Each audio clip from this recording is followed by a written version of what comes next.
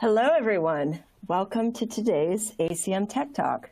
This webcast is part of ACM's commitment to lifelong learning and professional development, serving a global membership of nearly 100,000 computing professionals and students. I'm Eve Anderson, Director of Accessibility at Google, where I also previously worked on inclusive AI with our esteemed speaker today.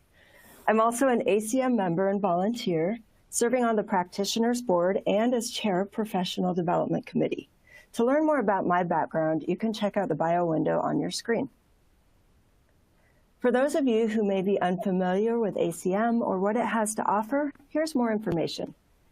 ACM offers educational and professional development resources that bolster skills and enhance career opportunities.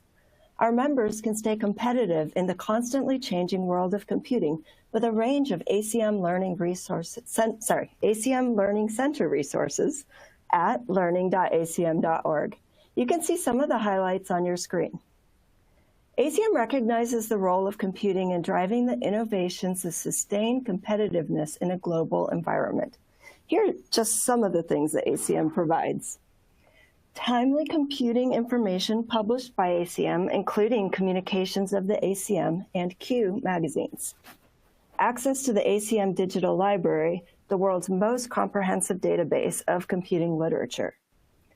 International conferences that draw leading experts on a broad spectrum of computing topics. Support for education and research, including curriculum development, teacher training, the ACM Turing and ACM Prize in Computing Awards, and the updated ACM Code of Ethics, a collection of principles and guidelines designed to help computing professionals make ethically responsible decisions in professional practice. ACM enables its members to solve critical problems using new technology that enriches our lives and advances our society in the digital age. Before we get started, I'd like to quickly mention a few housekeeping items shown on the slide in front of you. First, the slides will advance automatically throughout the event. On the bottom panel, you'll find some additional widgets and resources. If you're experiencing problems with the slides or audio, press the F5 key in Windows, Command R if you're on a Mac, or refresh your browser on a mobile device, or you can close and relaunch the presentation. To control volume, adjust the master volume on your computer. If you have questions during this talk, please type them into the Q&A box at any time and click the Submit button. I'll organize the questions as Tulsee speaks, and she'll reserve time at the end of the presentation to address them. This session is being recorded and will be archived. You'll receive an automatic email notification when it becomes available. And check learning.acm.org for updates on this and other upcoming webcasts. At the end of the presentation, you'll see a survey open on your screen. Please take a minute to fill it out to help us improve our tech talks. I'm on the committee that chooses these webcasts, these ACM Tech Talks, and this feedback is really relevant to us and it helps us make good decisions, so please do that. You can also open the link to the survey at any time from the resources window.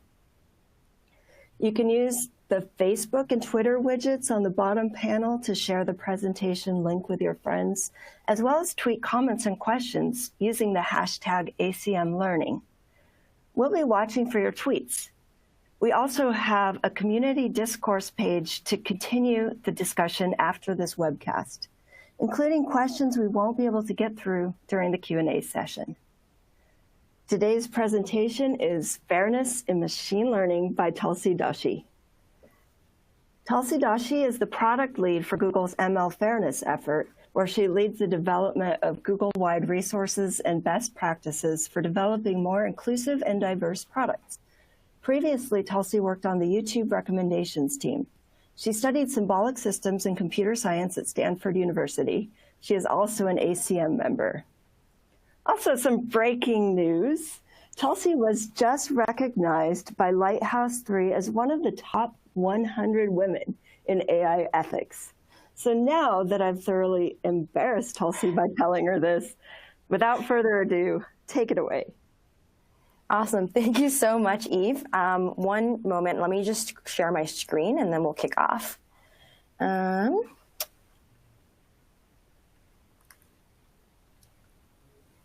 Amazing.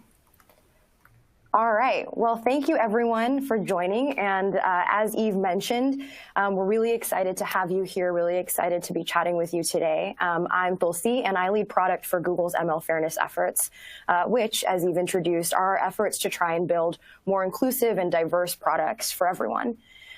Today, my goal is to introduce ML fairness and also discuss some of the challenges and nuances that can occur when thinking about fairness in product development contexts. And so my hope is to talk for about 40 to 45 minutes and then leave time for questions so that this can actually be more of a conversation and a discussion. So with that, let's get started. So just to give a little bit of an overview of what the next 40 or so minutes will look like, I'll start by talking a little bit about what we actually mean by ML fairness. What does that mean? How can it actually happen in the product context? I'll go then a little bit further in terms of talking about metrics and actually defining different ways of measuring fairness, and then approaches for actually addressing these concerns. I'll then go farther to talk about the role of transparency and how transparency relates to fairness in machine learning. Lastly, I'll talk about some of the tools and resources that we've found really valuable in our work at Google and that are actually open source and potentially useful in your efforts as well. The goal overall today is really to provide a product point of view towards concerns of ML fairness and really walk through case studies so that hopefully these studies can be more useful in terms of broader conversations around fairness. So let's start with, what do we actually mean about fairness in the first place? And before I even jump into ML fairness, I really want to take a step back and really just talk about ML. Because we're in a really exciting time right now where AI and ML are being used around the world for so many different use cases, right? We have AI and ML systems being used in many, if not all, of Google products, including to detect spam on Gmail, to allow users to search their photos, to recommend amazing videos on YouTube. And AI is also being used all around the world. In that top image on the left, you see an image of diabetic retinopathy, which is a particular disease that can occur in the eye for diabetes patients. And we're using AI to actually help diagnose these patients early. AI is being used then, therefore, in healthcare. It's also being used in wildlife conservation, in traffic control, in so many different use cases that impact human life every day around the globe. And so as we see the impact of AI growing and continuing to scale, it becomes more and more important that we actually be really thoughtful about how these systems are being used, and both their amazing opportunities that they provide, but also the risks and harms that can come with that. And how do we actually make sure that as these systems are directly impacting human life, they're doing that in a way that is thoughtful and that actually works for everyone. And so as a result of that, many companies in the industry, Google included, have developed AI principles. And these are really principles around how we want to develop our products and things we want to keep in mind as we do that. And these are principles that we're actively investing in to be able to learn more about and really understand how they manifest in different products and how we might actually take them into account when we're designing and building. And the one that I'm going to focus on today is number 2, avoid creating or reinforcing unfair bias. And so really the first question that comes when you read something like this is, well, how does unfair bias actually get into products in the first place? And what do we even mean when we're talking about unfair bias? Well, the reality is that humans are at the center of technology design, and humans have a history of making product design decisions that are not always in line with the needs of everyone. So, for example, female drivers were actually 47% more likely to be severely injured in an automobile accident until 2011, because automobile manufacturers weren't actually required to use crash test dummies that represented female body types. And so as a result, they didn't really understand the impact of seatbelts or airbags in a collision. In another example, Kodak was actually using a model named Shirley, who you see in the left, in the 1950s to help calibrate color for their cards. And as a result of that, it wasn't until the 1990s when wood manufacturers and chocolatiers actually complained that their colors weren't looking right in their advertisers that Kodak actually realized that it probably needed to look at a wider spectrum of colors and skin tones when actually calibrating these cards. Both of these examples are not machine learning examples. And both of these examples are not examples of, malicious intent or ill will or a desire to discriminate, but they are examples of when we design technologies, depending on who is designing that technology, our goal to launch something quickly, and the decisions that we make in the moment, we can lead to subconscious or unconscious biases and stereotypes permeating through our products. And so, like these other technologies, humans are also then at the center of ML development. And so fairness concerns can easily become embedded into our product design decisions when we're building ML systems as well. So let's look at actually an ML example. And this is actually an example that I'll be walking through throughout this talk, using it to ground some of the concepts that we'll talk about. So what you see here is an example of Jigsaw's Perspective API. And this Perspective API was created by a number of Google teams to promote healthier online conversations. And the idea behind it was to actually classify comments or text to basically identify it on a scale of 0 to 1. So 0 would be a very non-toxic, innocuous, friendly comment, whereas a 1 would be an extremely toxic, hateful, harmful comment.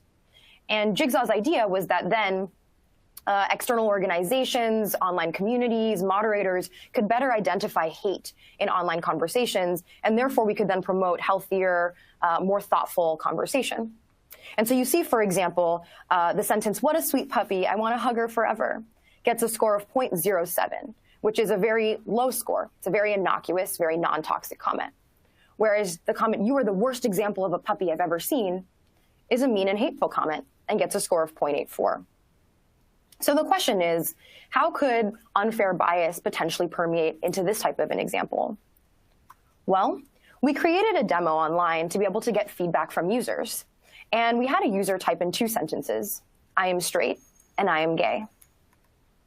The sentence "I am straight" got a score of 0.04, very low toxicity.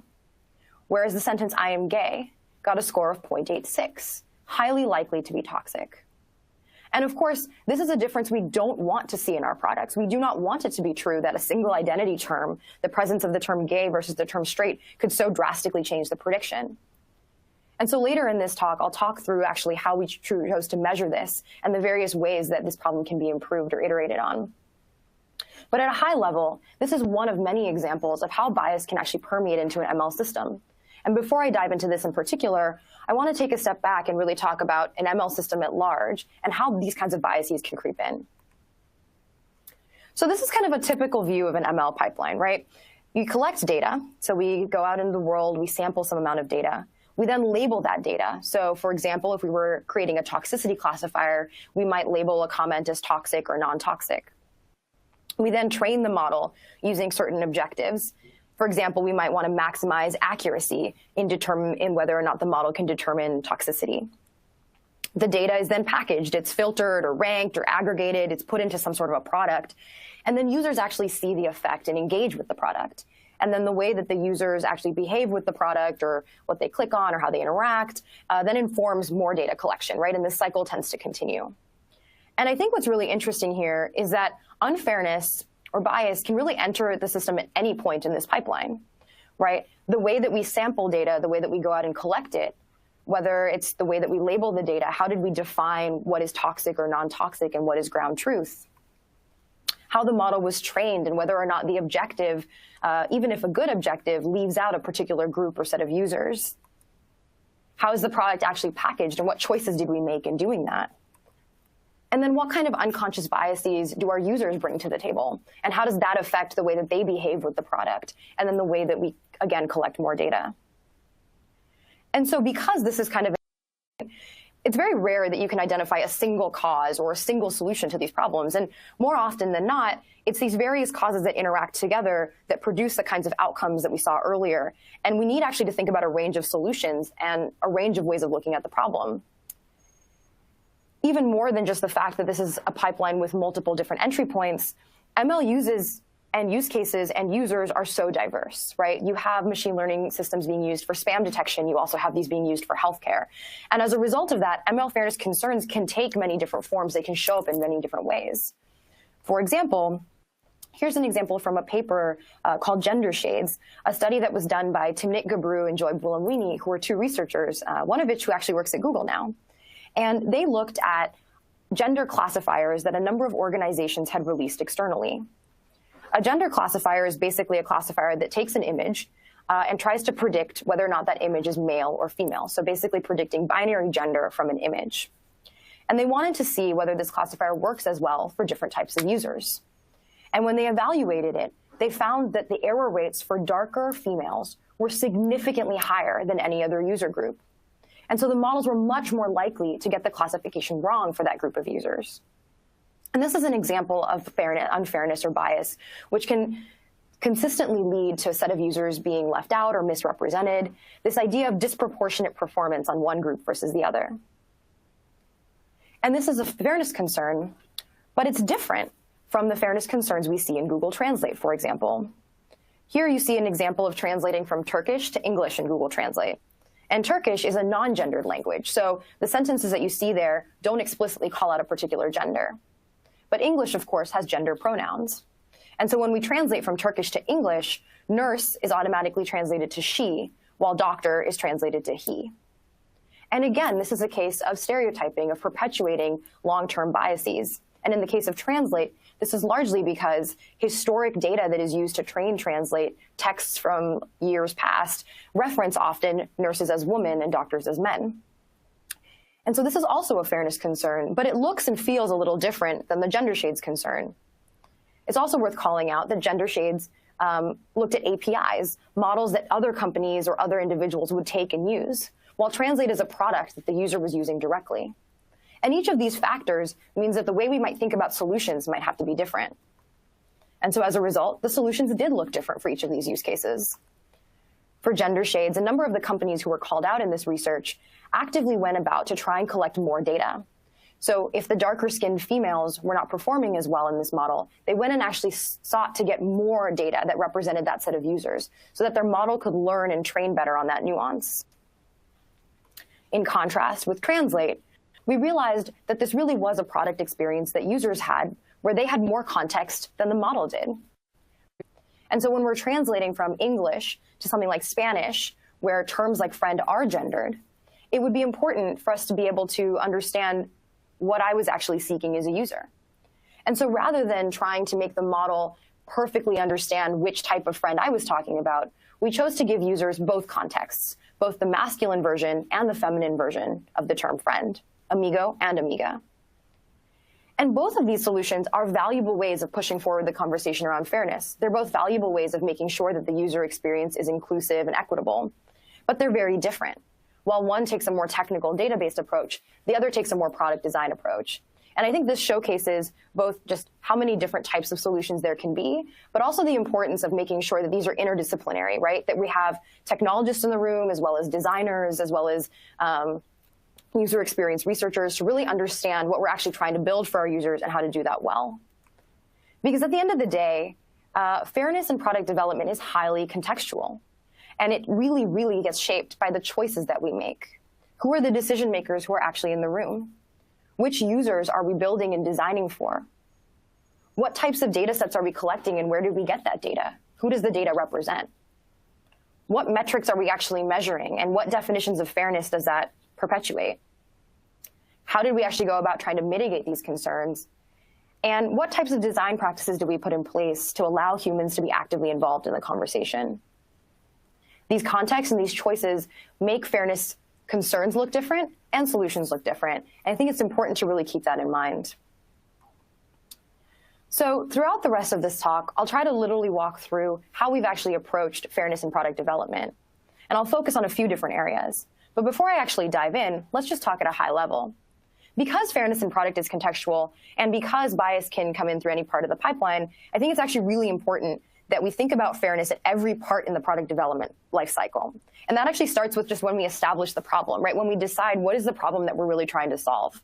And I think it's really important then that we actually establish the problem with diverse users in mind. So really saying, okay, how might this product or this experience work differently for different users? What opportunities might different sets of users have in this product? And how might different sets of users experience this product differently? That then translates into how we actually collect data. Who are we trying to represent in the data set that we're collecting? What is the user base we're trying to collect across? And how do we make sure that different diversity components, different elements of the user base are all captured in the data we're creating? For example, if we were trying to collect a data set that represented English speakers, well, English speakers are actually a global audience. And the way individuals speak in English in other parts of the world don't necessarily match the way that people speak English in the United States. Even within the United States, the ways that people speak English differ from region to region. And so making sure that we can actually capture data that covers the wide range of these users will make sure that our product is more inclusive in the long run. Then we start to train a model. And the question becomes, okay, how do we actually define what fair means in this user experience? What are the opportunities that exist there? And then how can we test for it? And this is where we actually want to really, really define and test fairness in our model so that we can ensure that it is working in the way we expect it to. And then, how do we design mitigation approaches and long-term monitoring? How do we make sure that our product actually works in ways that are consistent? And we really thought about the way that we want to handle errors, the way that we want to handle mistakes, and the ways that different users might actually experience this product. Underlying all of this, of course, is making sure that the workforce is inclusive. I think each of these steps in the pipeline really emphasize diversity, right? Really emphasize different ways that different users might experience the product. And I think the best way to make sure that we as teams are equipped to actually tackle that is to have a diverse user base and have a diverse set of developers actually involved in the conversation.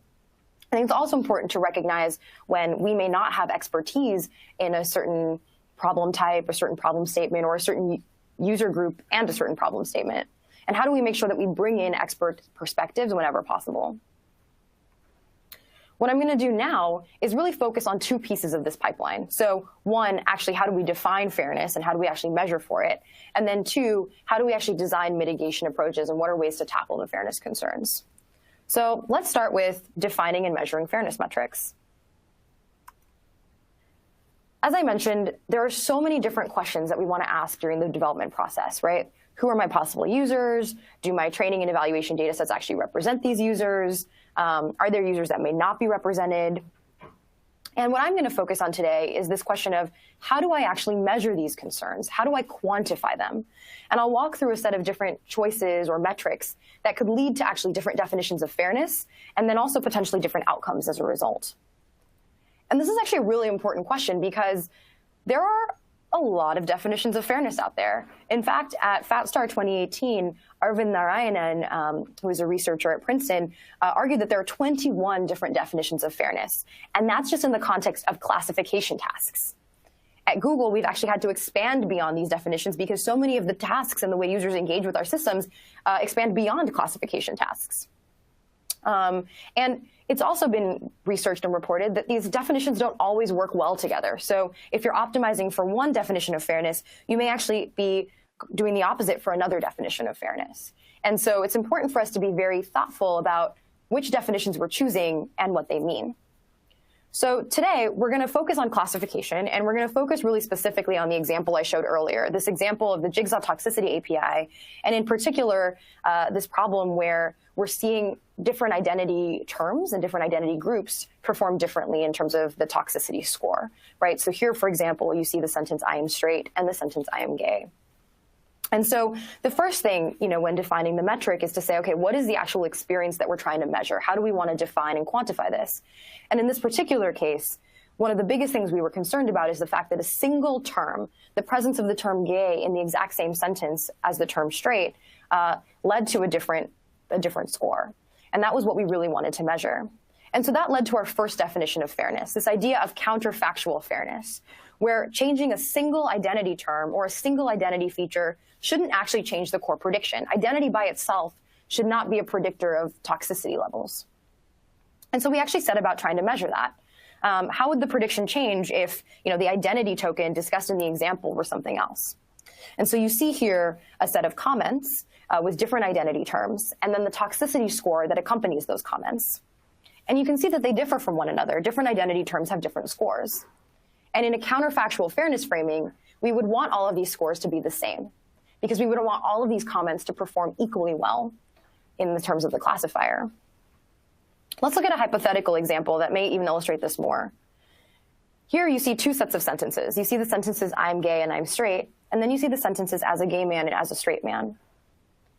Based on these sentences, this model is counterfactually fair, because the identity term by itself doesn't actually change the prediction, right? So in the first two, the prediction is 0.7, and in the second two sentences, the prediction is 0.05.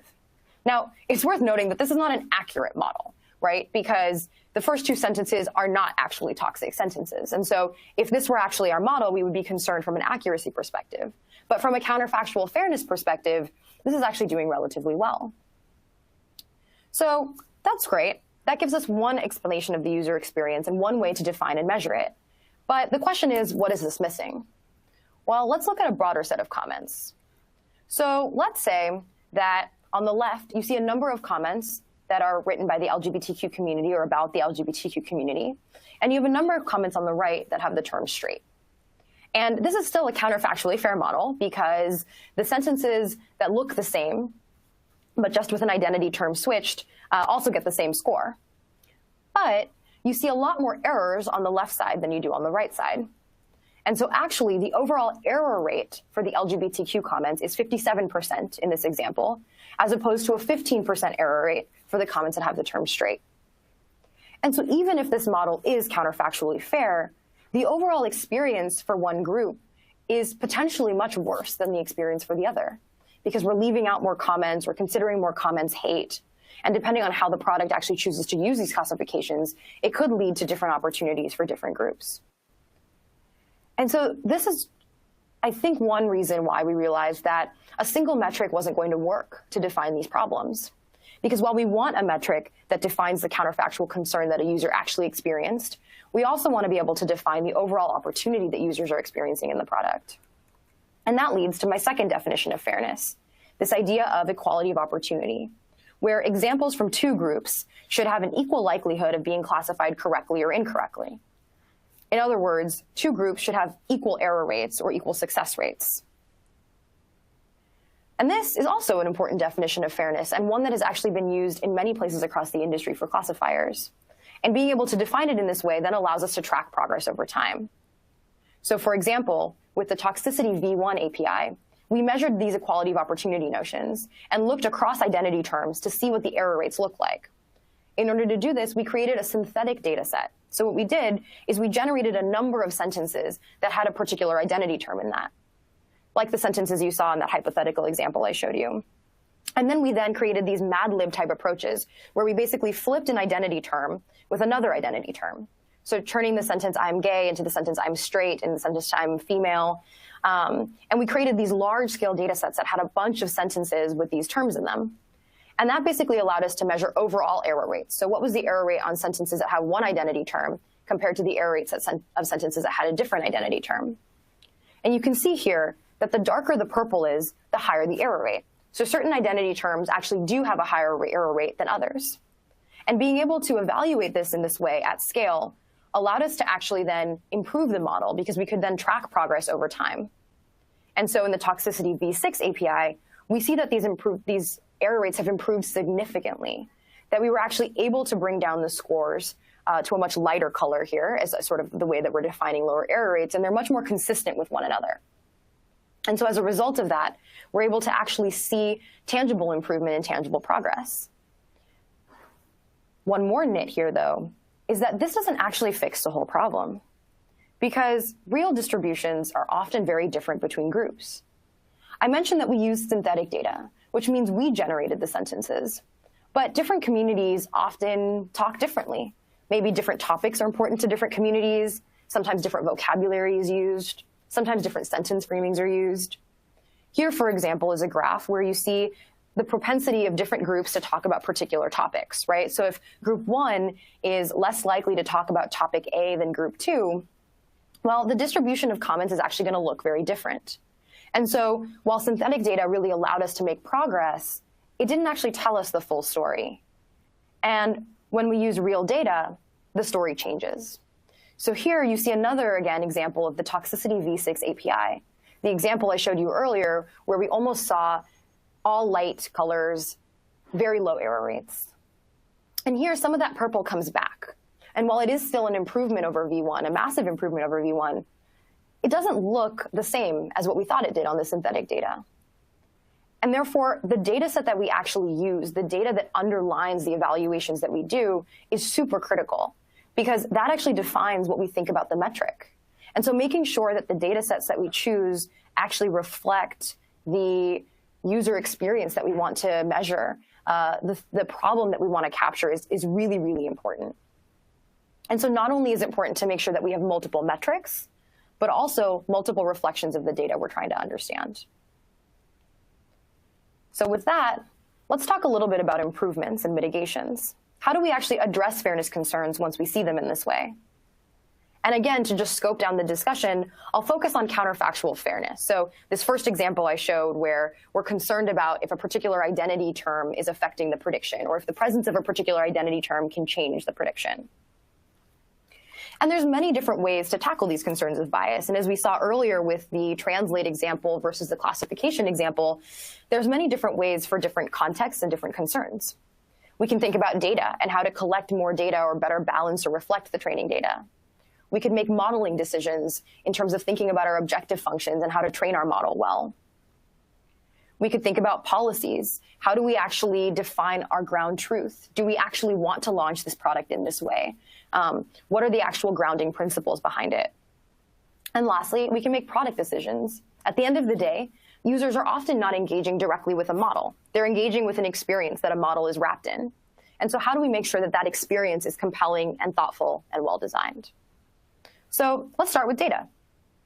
On the data side, similar to the way that different companies reacted to gender shades, one thing that we can think about is collection and sampling.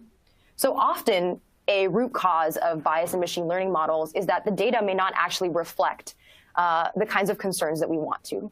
So for example, if I was training a toxicity API and I randomly sampled comments from the internet, it's possible that I received a lot of hate comments in my sample towards the LGBTQ community.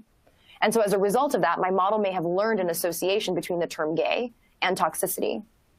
And so the one way to get around that is to actually give the model more positive examples that use the term so that the model can actually understand and differentiate between those two scenarios and contexts. So there's a few different things that can happen there. One, we could actively go out and collect more data. And in fact, we actually kicked off Project Respect, which was an approach that we went to different pride parades across the globe to actually collect positive comments about and from the LGBTQ community. We could generate synthetic data. So actually say, you know what, we're actually going to create examples of positive comments, and then we're going to give those to the model. We're just going to generate them by hand. And then there's a third approach, which is more algorithmic, where if you actually have a model that hasn't used all of its training data, or there is more data at the model's disposal, the model could algorithmically try and sample from areas in which it seems to be underperforming. And so that we can continue to actively sample from the spaces in which we need more context and need more data. Other approaches fall on the modeling side. So we could actually think about, well, in addition to potentially collecting more data, how do we actually just help our model not make these kinds of decisions?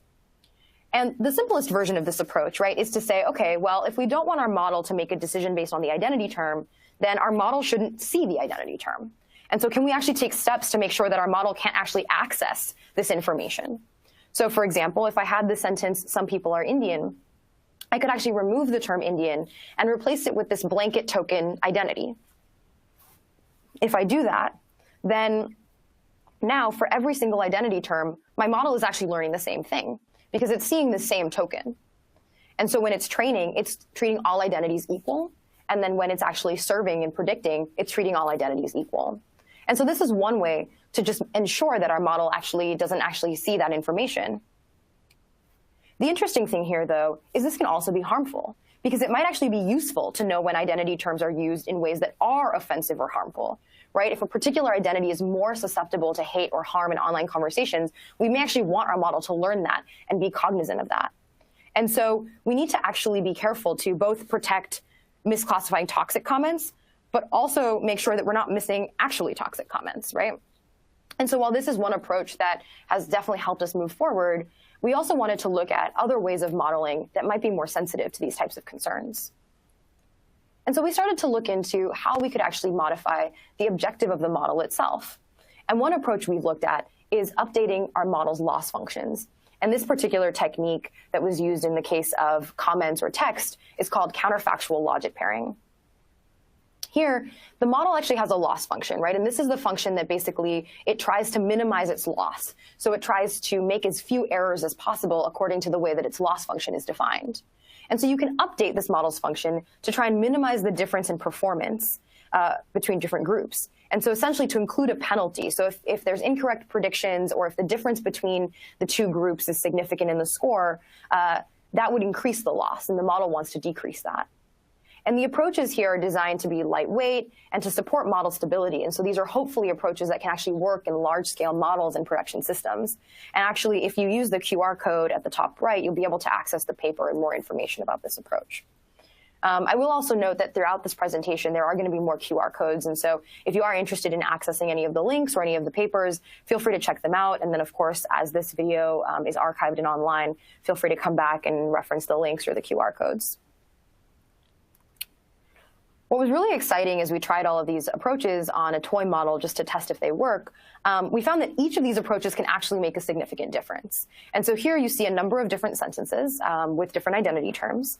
And the baseline column tells you what the original toxicity score was of these comments. And then each of these approaches, so adding more data, trying the ablation technique, and then trying the counterfactual logic pairing.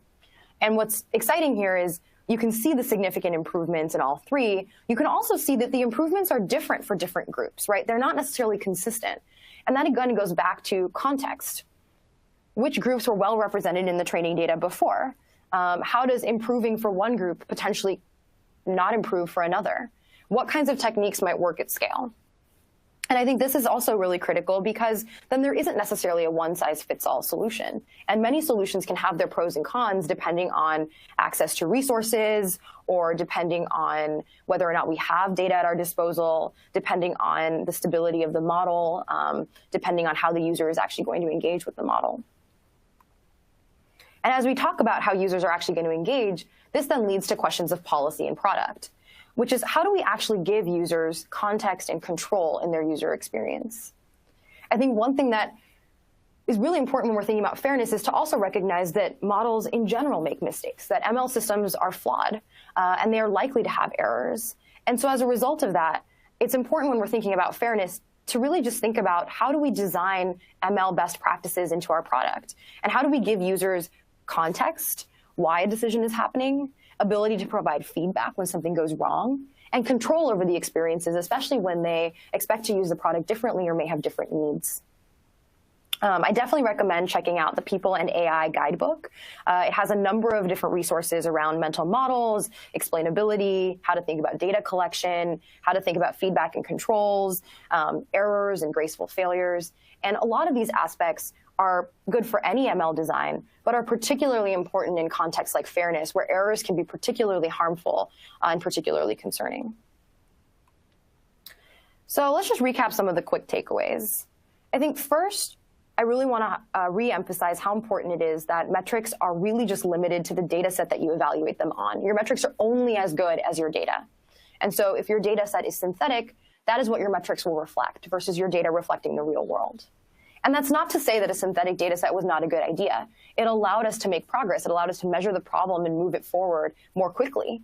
But I think as a result of that, it's really important to then be clear and transparent about the choices that we're making.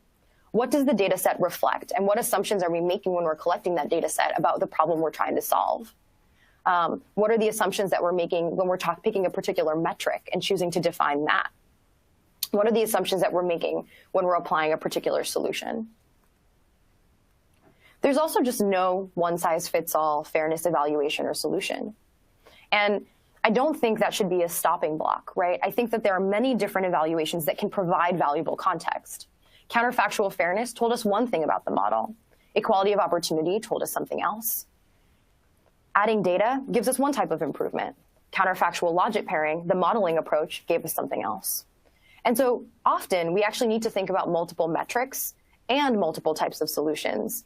And again, need to be thoughtful about which ones do we want to prioritize and what type of the user experience do we want to really aim for.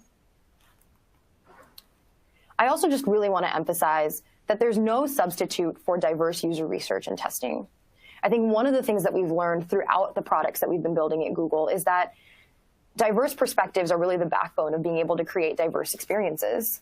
And in fact, it was a user who actually tested the toxicity API that actually discovered that we were seeing this problem between the I am straight and I am gay sentences. And so often, diverse user research and diverse user testing can uncover places that we may not have realized when we were working on the product in the first place. And so starting there and making sure that that grounds the work that we choose to do in the product, I think can be really critical. It can also help us identify which solutions might make the most sense. Because at the end of the day, right, fairness is not just about one number or two numbers or five numbers or even really any number at all. We need metrics because they help us quantify and they help us show impact over time. But at the end of the day, they really help us tell a story about the user experience, right? So they help us define the user experience in a way that is quantifiable so that we can showcase impact. And so my final takeaway is really to always keep the user experience in mind. And how do we ensure that the number we are measuring really captures the variations of that experience? And how do we make sure that maybe we have multiple numbers that can capture different nuances in that experience? And with that, that actually leads very well into the question of transparency. And why are we talking about transparency if this is a talk about fairness? Well, I think these two things are very intertwined, because intentionality and transparency, I think, are actually at the core of the fairness development process. Because as we've seen in the way that we've defined and thought about these problems, human biases are multi-layered, they're complex, and they're extremely context dependent and often very unconscious. And all of these things come tied together and then actually translate into the way that we end up building and sharing technology.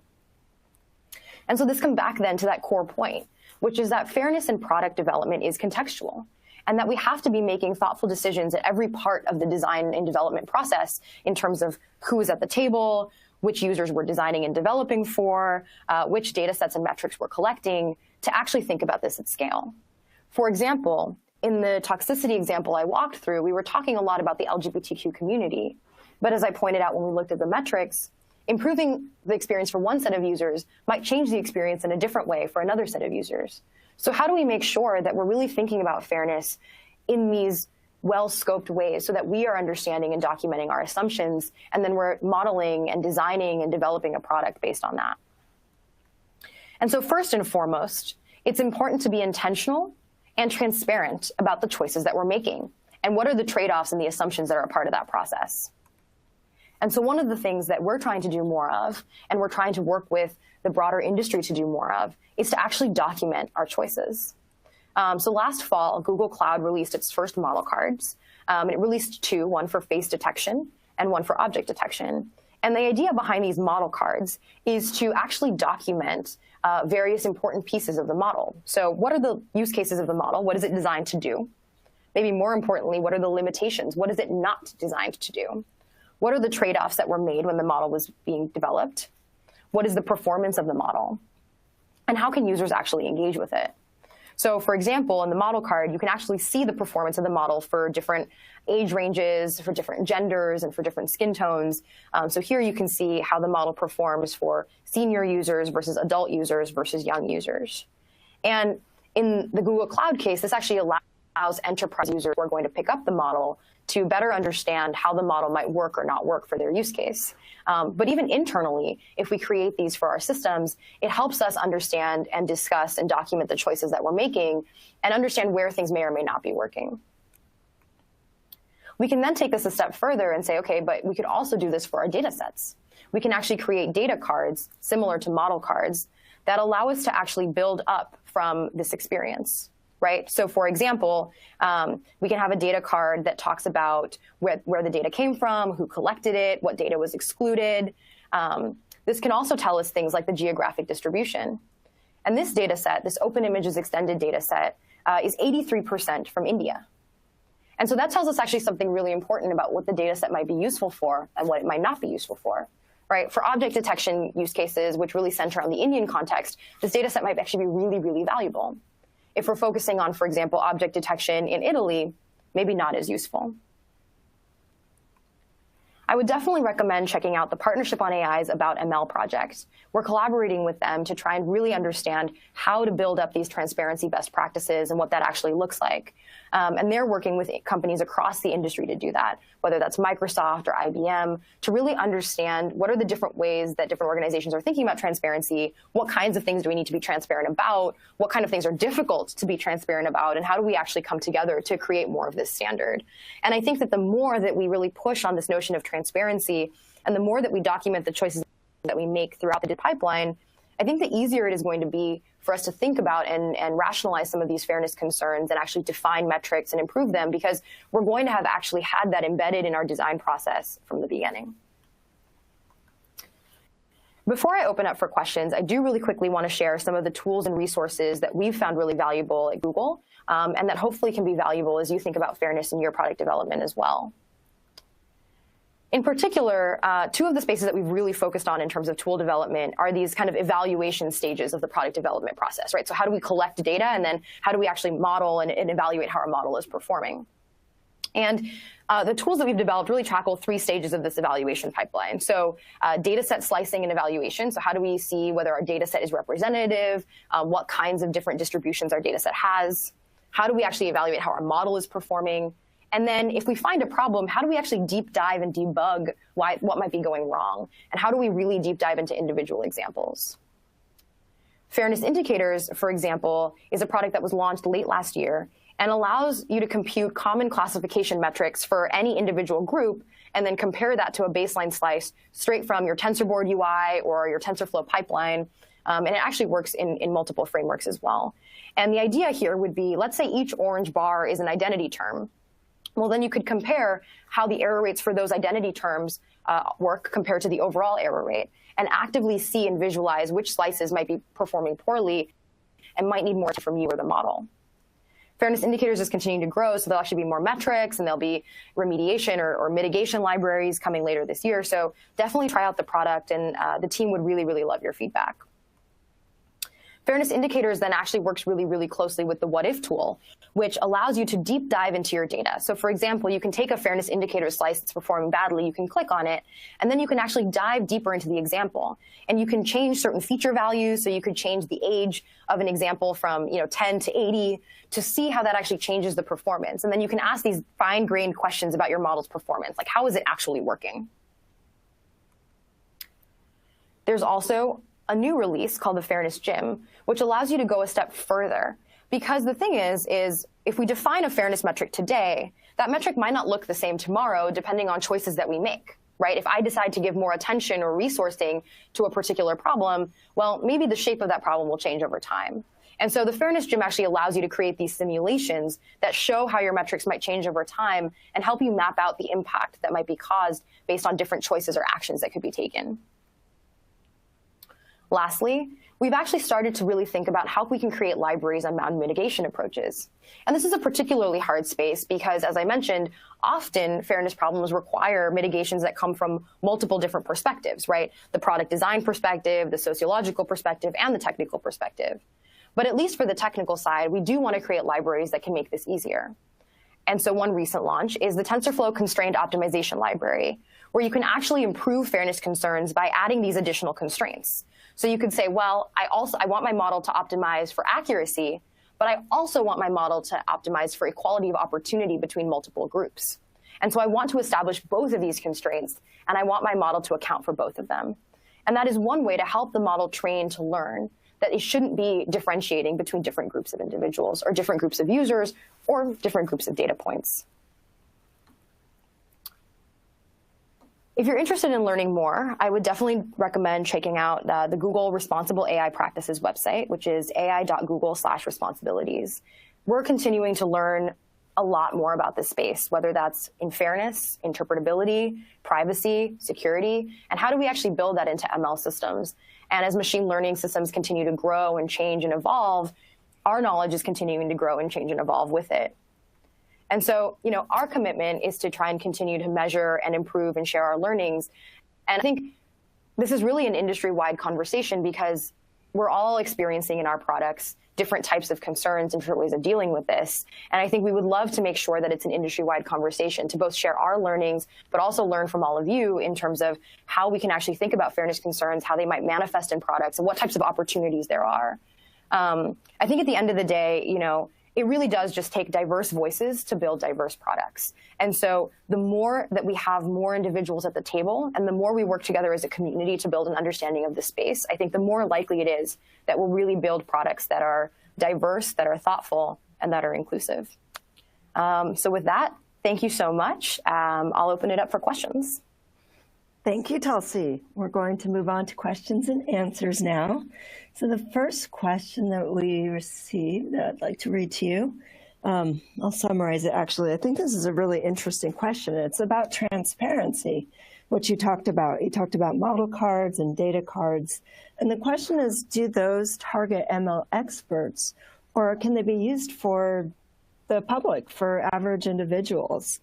And the questioner points out that openness and transparency, they also overlap with privacy, which is something of a lot of interest to the public. So how can we be transparent with the public?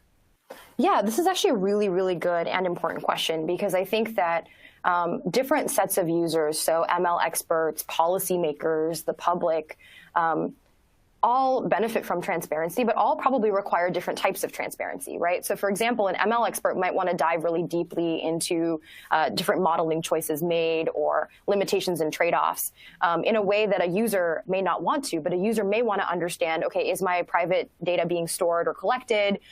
Is this data set contain PII, right, private information? And so I think one thing that we're still iterating on, to be really honest, is how do we create frameworks, right? Like how do we take something like the model card and make it flexible so that it can work for all of these different user audiences?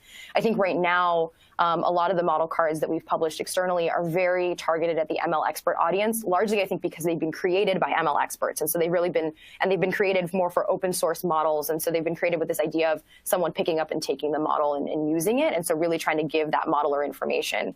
But I do think there is a lot of value in figuring out how we can translate that into something that is really valuable for the end user. And I think that's something that we're actively trying to work more on this year.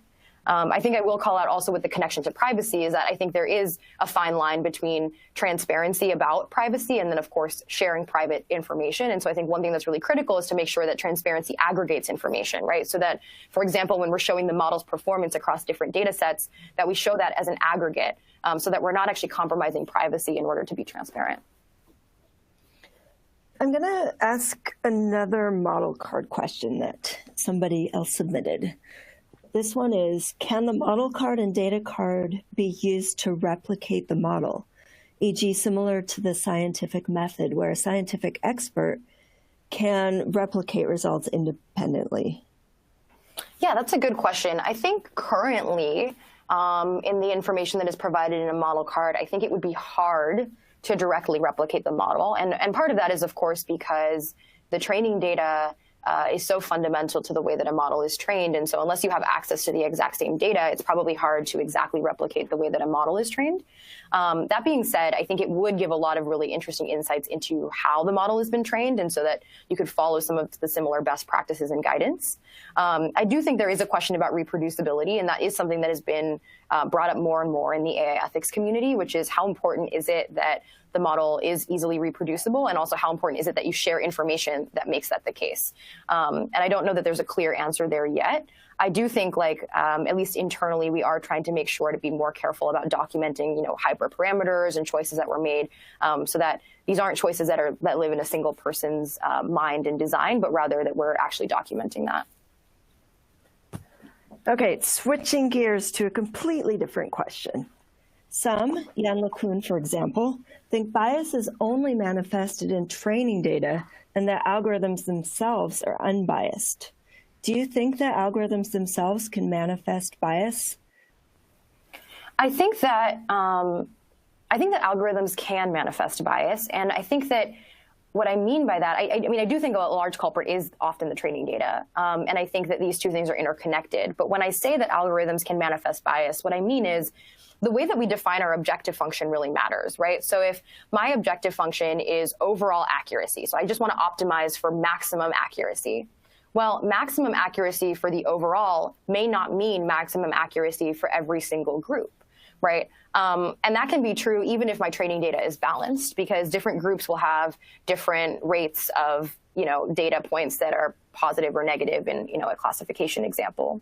And so I think that while it is true that the way that you collect a data set and your training data can have a lot of concerning, and that's where I think a lot of bias tends to stem from, I think it's really important that we're thoughtful about our model objectives and our model choices, because I think bias can manifest in that way. Okay. This question it's a really interesting one, because usually when we're thinking about fairness, we're thinking about data that is created by humans. but this is about data created or collected through sensors. How do you think that ML fairness could apply to data collected through sensors? Well, that's a good question. I think one thing I would wonder about is where is the sensor being deployed and what is it collecting, right? So, for example, my phone has sensors that, measure my speed of walking or other aspects. And again, there will be likely bias if it's trying to learn something that is broader than me as a specific user, because my habits and my patterns might be different than the habits and patterns of someone else, right? So even though that this is collected through sort of a more automated technical means, where the sensor is and what is it collecting, I think is really important, right? So if you have sensors, for example, collecting weather information, but it's only collecting weather information in the United States, that information may not be very useful to train a model that replicates global weather conditions, right? And so I think it's important for us to think about the human aspects in that design process, right? Where are we placing the sensor? What are we expecting the sensor to pick up? And then how are we actually using that information? All right, here's another question. Which is the best for training our model? A symmetric data set with a small size or an asymmetric data set with a big size? And I'm assuming here by symmetric, we mean like balanced across various groups under some definition. I would get that. I think it really depends on the use case, right? I think often with a small data set, it's hard to actually learn a lot of patterns depending on what the problem is and depending on what the data set is. I think where possible, using symmetric data sets can be extremely valuable, and I think that should be what is strived for. I think if you need a larger data set, and if that data set is asymmetric, trying to figure out other ways to ensure fairness in the experience is really important, right? So how do we make sure that either can we generate additional data to support this data set? Can we think about modeling approaches that can help balance? Should we put things in the product design that account for that? So I think where possible, symmetric data set is definitely better from my fairness vantage point. But I think it is also important to make sure, depending on the use case, that the model is actually accurate and working well.